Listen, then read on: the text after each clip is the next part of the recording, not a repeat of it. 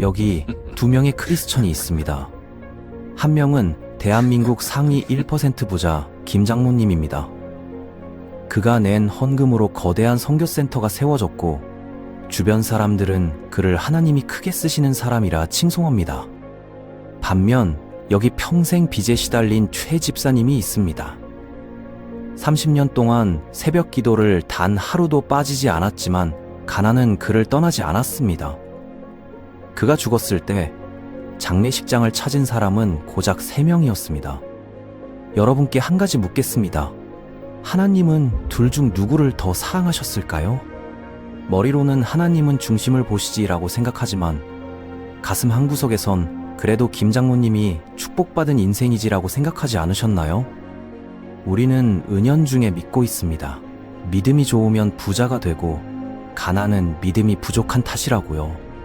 하지만 오늘 우리가 철석같이 믿어온 그 공식을 산산조각 내보려 합니다. 당신의 통장 잔고와 하나님의 사랑, 그 진짜 관계에 대한 이야기입니다.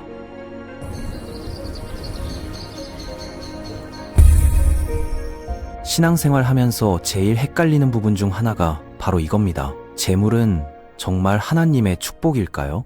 구약 성경을 읽다 보면 그렇다는 장면들이 많이 나옵니다. 믿음의 조상 아브라함은 엄청난 거부였고 솔로몬은 역사상 가장 부유한 왕이었습니다. 신명기 20한장을 봐도 순종하면 들어와도 복을 받고 나가도 복을 받는다며 물질적인 축복을 약속합니다. 그런데 신약으로 넘어오면 분위기가 묘하게 달라집니다. 예수님은 부자가 천국에 가는 건 낙타가 바늘귀로 들어가는 것보다 어렵다고 하셨습니다. 초대교회 성도들은 자기 재산을 다 팔아서 가난한 이웃과 나눴고 바울은 부하려 하는 자들은 시험과 올무에 빠진다고 경고했죠. 심지어 예수님의 제자들은 대부분 가난하게 살다가 순교했습니다. 그렇다면 하나님이 변하신 걸까요? 구약의 하나님과 신약의 하나님이 다른 분일까요? 아닙니다. 하나님은 변하지 않으셨습니다. 다만 하나님이 우리에게 보여주시려는 진짜가 더 선명해진 겁니다. 구약에서 드렸던 제사, 화려한 성전, 그리고 물질적인 축복, 이것들은 모두 하나님과의 관계를 설명하기 위한 그림자였습니다. 하지만 예수님이 오시면서 실체가 나타났습니다. 예수님이 단번에 영원한 제사가 되셨고 예수님, 그분이 곧 성전이 되셨습니다. 재물도 마찬가지입니다. 구약시대의 재물은 하나님의 복을 눈에 보이게 설명하는 방식 중 하나였습니다. 물론 지금도 재물은 축복이 맞습니다. 하지만 예수님이 오신 뒤 우리는 더 중요한 진실을 알게 됐습니다. 진짜 풍성함은 통장 잔고가 아니라 예수 안에 있다는 사실입니다. 예수님을 아는 것, 그것이 가장 큰 축복입니다. 그렇다면 예수님은 부자가 되지 말라고 하신 걸까요? 아닙니다. 예수님이 경고하신 건 돈의 주인이 되지 말라는 것입니다. 돈은 도구예요. 하나님 나라를 세우고 사람을 섬기고 영원한 것을 위해 쓰는 도구죠. 성경은 재물을 하나님이 주신 은사라고 말합니다. 이 재물 은사에는 아주 중요한 3가지 특징이 있습니다. 첫째로 은사는 공평하게 주어지지 않습니다. 어떤 사람에게는 많이 주시고 어떤 사람에게는 적게 주시는 게 현실이에요. 하지만 둘째, 은사는 더 크게 만들 수 있습니다. 그 방법은 사랑으로 행하는 겁니다.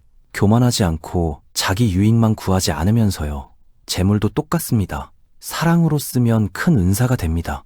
셋째, 은사에는 항상 사명이 따릅니다. 재물은 나만을 위한 게 아니에요. 사람을 섬기고 세상을 섬기라고 주신 겁니다. 그렇다면 두 번째 질문입니다. 천국의 기준에서 가장 중요한 건 뭘까요?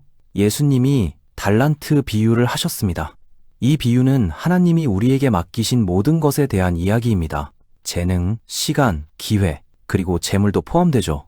어떤 주인이 세종에게 각각 다른 금액을 맡겼어요. 첫 번째는 5달란트, 두 번째는 2달란트, 세 번째는 1달란트를 받았습니다. 첫 번째와 두 번째 종은 받은 돈으로 장사를 해서 각각 2배로 불렸어요. 주인이 돌아왔을 때 두 사람 모두 똑같은 칭찬을 들었습니다. 착하고 충성된 종아, 네가 작은 일에 충성하였으니 내가 많은 것을 네게 맡기리라. 여기서 주목할 점이 뭘까요? 10개 가진 사람과 4개 가진 사람이 똑같이 칭찬받았다는 겁니다. 하나님의 기준은 얼마나 가졌느냐가 아니라 얼마나 충성했느냐예요. 세 번째 종은 달랐습니다. 한 달란트를 받고 두려워했어요. 주인이 엄하니까 잘못하면 큰일 나겠다 싶어서 땅에 묻어뒀습니다. 주인이 돌아왔을 때 그대로 돌려줬죠. 하나도 잃어버리지 않았어요. 하지만 주인의 반응은 달랐습니다. 악하고 게으른 종알. 정말 나를 두려워했다면 은행에라도 넣어서 이자라도 불렸어야지. 이 비유가 우리에게 주는 교훈은 명확합니다. 하나님은 우리가 얼마나 가졌는지 이미 아십니다. 하나님이 주셨으니까요. 중요한 건 그것을 어떻게 사용하느냐입니다. 재물도 마찬가지예요. 많은 사람이 이렇게 살아갑니다. 여유가 생기면 그때 하나님을 섬기겠다고 생각합니다. 돈이 더 많아지면, 시간이 더 생기면, 능력이 더 갖춰지면 그때 하나님 나라를 위해 쓰겠다고요. 하지만 예수님은 말씀하십니다. 기다리지 말라고요. 지금 가진 것, 지금 있는 곳에서 시작하라고요. 하나님은 결과보다 과정을 보십니다. 지금 가진 것에 충성하느냐를 보시죠. 하나님은 우리가 두려움에서 벗어나길 원하십니다. 여유가 없어서 망설이고 있나요? 괜찮습니다. 할 수 있는 것부터 시작하면 됩니다. 능력이 부족하다고 생각하나요? 하나님은 그 마음을 보고 계십니다. 중요한 건 금액도 아니고 규모도 아닙니다. 지금 당신이 가진 것으로 어떤 선택을 하느냐예요. 그렇다면 세 번째 질문입니다. 그렇다면 부자에게 하나님이 원하시는 건 무엇일까요? 예수님이 또 다른 비유를 하셨습니다. 어리석은 부자 이야기예요. 어떤 부자의 밭에서 풍년이 들었어요. 너무 많이 나서 창고에 들어가지 않았습니다. 그래서 그는 생각했어요. 창고를 헐고 더 큰 창고를 짓자. 그리고 가득 쌓아두고 평생 먹고 마시고 즐기자. 세상적인 관점에서 보면 이 사람은 성공한 사업가이고 노후 대비를 완벽하게 한 현명한 사람입니다. 하지만 그날 밤 하나님이 찾아오십니다. 어리석은 자여, 오늘 밤 네 영혼을 도로 가져가면 네가 쌓아둔 저것은 누구 것이 되겠느냐. 이 부자의 죄목은 부자라는 사실이 아닙니다. 그의 머릿속에 나밖에 없었다는 게 죄였습니다. 내 창고, 내 곡식, 내 평안, 내 즐거움, 하나님에 대한 생각도 가난한 이웃에 대한 생각도 들어갈 틈이 없었습니다. 재물은 내 것이 아닙니다. 우리는 잠시 관리하는 청지기일 뿐입니다. 주인이신 하나님의 뜻은 명확합니다. 이웃을 사랑하고 가난한 자를 돕고 복음을 전하는데 그 돈을 쓰라는 겁니다. 재물 은사가 있다면 하나님이 지금 그것을 통해 묻고 계십니다. 너는 이것으로 무엇을 할 것이냐? 방법은 많습니다. 교회를 후원하거나 선교사를 돕거나 가난한 이웃을 도울 수 있습니다. 다음 세대를 양육할 수도 있죠. 중요한 건 나만을 위해 쓰지 않는 거예요. 많이 받았으면 많이 섬길 수 있습니다. 여러분이 사업이 잘 되셨나요? 승진하셨나요? 그렇다면 와, 대박 났다에서 멈추지 말고 질문해야 합니다. 하나님, 왜 저에게 이걸 더 주셨습니까? 누구를 섬기라고 주신 겁니까? 반대로 적게 가진 분들은 어떻게 해야 할까요? 세상은 묻습니다. 너 연봉 얼마야? 차 뭐 타? 하지만 하나님은 다르게 물으십니다. 너는 네게 맡겨진 그 자리에서 얼마나 충성하였느냐? 재물의 많고 적음이 문제가 아닙니다. 우리가 봐야 할 점은 어떻게 하나님을 기쁘시게 하는 제자로 살아낼 수 있을까입니다. 평범한 30대 직장인이 있습니다. 월급은 늘 빠듯합니다. 하지만 편의점 알바생에게 따뜻한 말 한마디를 건네고 힘들어하는 동료에게 기꺼이 점심 한 끼를 삽니다. 친구들은 말하겠죠. 너 그럴 여유 있어? 하지만 하나님은 그를 보며 분명히 말씀하실 겁니다. 착하고 충성된 종아, 네가 작은 일에 충성하였으니 내가 많은 것을 네게 맡기리라. 재물이 많든 적든 우리에게 주어진 사명은 같습니다. 그것으로 하나님을 기쁘시게 하는 것, 그것으로 사람을 섬기는 것, 그것으로 하나님 나라를 이루는 거예요. 마지막으로 두려움과 탐욕을 어떻게 이길 수 있을까요? 예수님이 씨 뿌리는 자의 비유를 하셨습니다.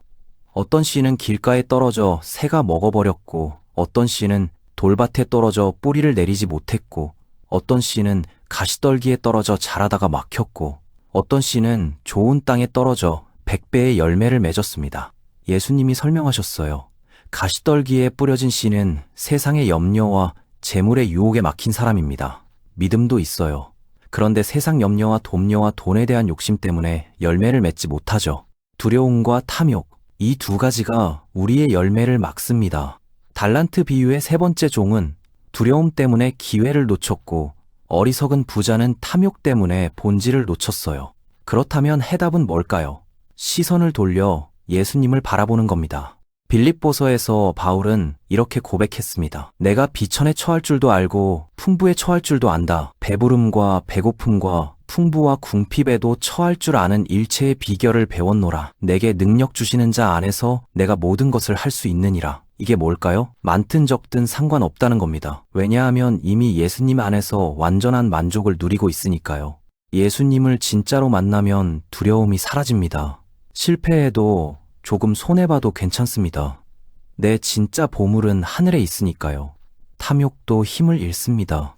더 가지려고 안간힘 쓸 필요도 없고 더 쌓아야 한다는 강박에서도 벗어날 수 있어요. 이미 만물의 주인이신 하나님이 내 아버지시니까요. 예수님이 말씀하셨습니다. 너희를 위하여 보물을 하늘에 쌓아두라. 거기는 좀이나 동록이 해하지 못하며 도둑이 구멍을 뚫지도 못하고 도둑질도 못하느니라. 네 보물 있는 그곳에 네 마음도 있느니라. 여러분의 보물은 지금 어디에 있습니까? 은행에 있습니까? 아니면 하늘에 있습니까? 재물은 하나님이 주신 선물입니다. 하지만 재물은 목적이 아니라 도구입니다.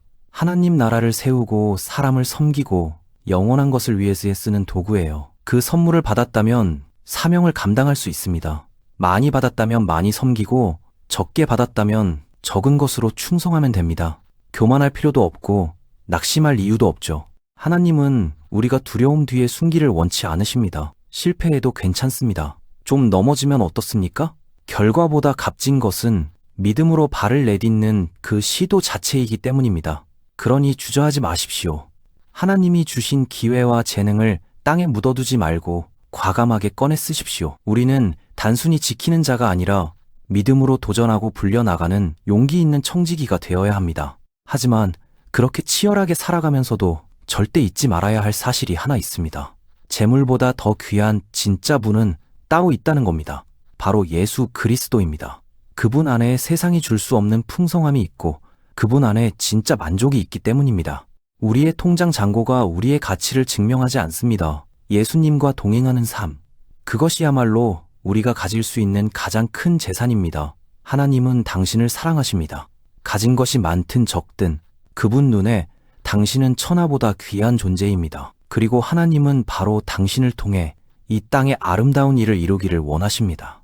이제 재물을 바라보는 시선이 달라져야 할 때입니다. 세상이 강요하는 성공과 실패의 기준이 아니라 하나님이 기억하시는 진심의 기준으로 살아가는 겁니다. 하나님이 주신 것으로 그분을 기쁘시게 하고 이웃을 섬기며 하나님 나라를 세워갈 수 있습니다.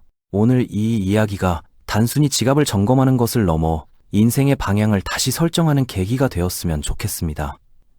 두려워서 움켜쥐는 손이 아니라 믿음으로 넉넉히 흘려보내는 세상에서 가장 행복한 청지기로 살아가시길 축복합니다.